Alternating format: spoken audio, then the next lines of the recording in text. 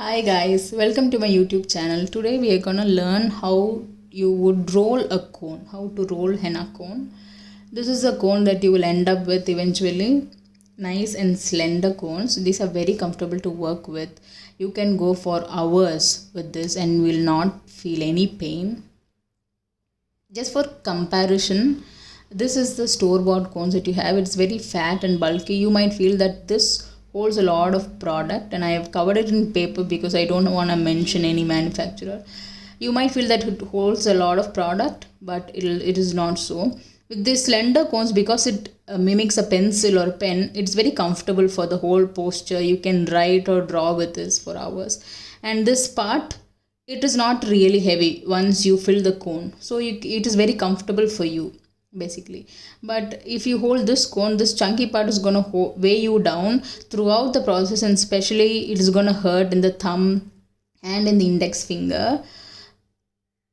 And all these bridles that will go for at least 4 or 5 hours. So your tool is very important. This is a no. This is heavy. Let's just try it out on the skin. The consistency is usually or fluidy, and even though I press so much, I'm not getting it. I'm not getting the product out. Let me try it on the tile maybe. Even though I'm pressing so much, I'm applying so much pressure, and there is no consistent product that comes out. It has a lot of breaks. A little bit of product is fluidy, little bit is creamy. So these are problems from the artist's point of view. Health problems are different. That's a whole different topic. Let's just try it on the tile for now. So this is like a tile which I got for 100 rupees. Is very much useful, and it's better than that acrylic hand that you get, because you can draw mandalas and everything. This is just a one-time purchase that you have. Let me try the consistency on this tile. So I would suggest you to get this tile, which is just 100 bucks or something. You can also use it for photography, so that's an added advantage. Lines are okay, but still it is thick. You might feel that this is quite okay. Let me zoom it up for you. You see this blob in the start? It should never happen. With practice you may work with this, but considering the health hazards, considering the comfort, and many more factors, it is, see, look at the consistency. It has a funny consistency. The starting part was creamy, then it is all fluidy, so you can never judge. If you are drawing some intricate figures with this, you're going to mess up the whole design. And your cone's paste should not never coil up like this. It means the consistency is not even throughout. Consistency is not consistent only. So this is a big problem where for the artists who still draw with store-bought cones. I would suggest you to mix your own cone so that you can play with the consistency. You can prefer the consistency that is better for you. So I'm taking the cellophane sheet and make it in rectangle, okay, with the longer side and shorter side. So I'll show you a technique to cut it in the further videos. Choose an edge that is even, a longer edge that is even. You will be needing your tape as well for your cone making, and also these pins. So beginners, you might not know about these pins. You keep it at the tip of the cone. This is 0.5 mm, and this is 0.38 mm. This is very thin for very intricate features. Today we are going to use the 0.38 mm. Let's keep it that aside for now. We'll start rolling the cones. This is a very simple procedure. You might have done it for various reasons. So I'm choosing a edge which is, you should not have this uneven. You see a small triangle protruding. You should not have uneven edges. Pick an even edge, a longer edge and even edge. Yeah, you don't want this. I'm not sure if you can see it on the camera.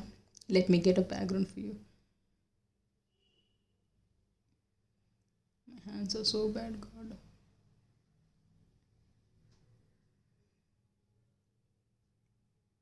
Yeah, so let's start rolling.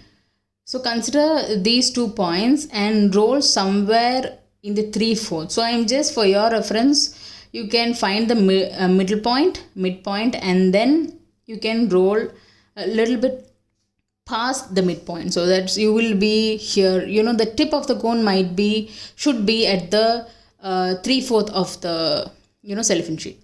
You might feel that this tip is quite big, but then as and when you adjust the inner piece of the cellophane sheet, this is gonna be finer and finer. So as you pull that piece out, you will see the tip being thinner and thinner.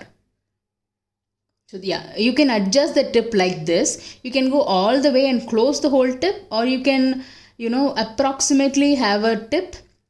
Some people do that also. They can approximately have a tip, open tip.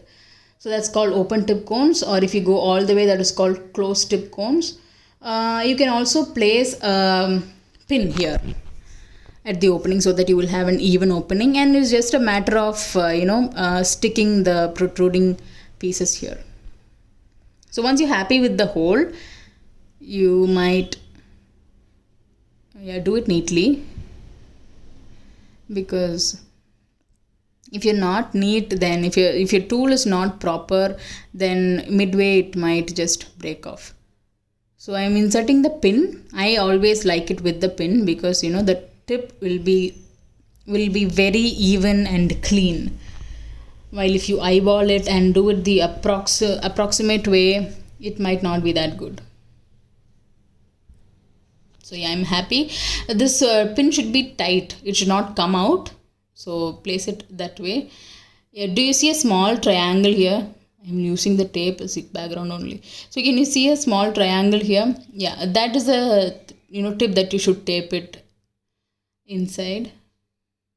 Roll the cone and just tape it so that it is even, nice and even. You don't see the start, you don't see the end of the tape. You do it nice, even, and a little bit tight. So you can see that these cones are very slender. They have a very sharp tip. So you can work very intricate figures with these. So you're done almost. It's just a matter of filling it.